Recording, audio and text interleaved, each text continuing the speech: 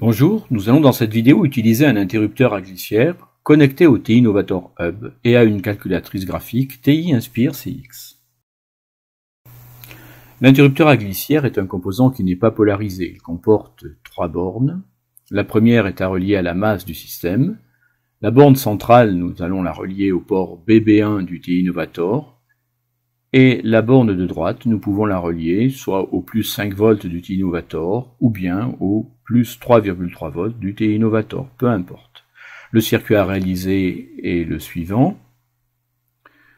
Ici, on a représenté une connexion vers le plus 3,3 volts, mais il n'y a pas de danger à le relier sur le plus 5 volts, ni à modifier quoi que ce soit dans la structure du programme.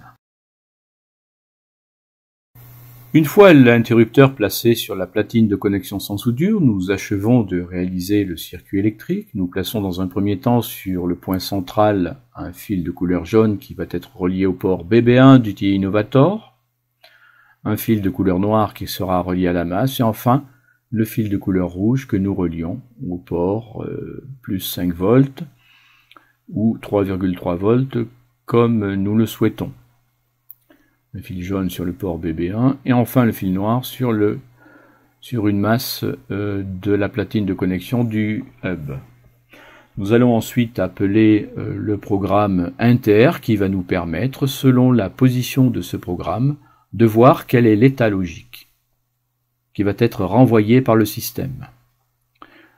Nous utilisons les touches CTRL, flèche de droite ou flèche de gauche pour naviguer dans les différentes feuilles du classeur.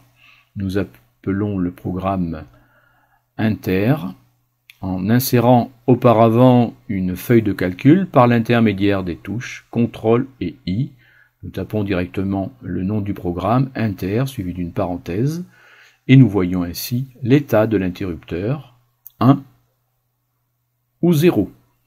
1 lorsqu'il peut être ouvert ou 0 lorsqu'il peut être fermé. Dans un programme ultérieur, ce sera à l'utilisateur de le décider. Nous vous remercions d'avoir suivi cette vidéo et nous vous disons à une prochaine fois.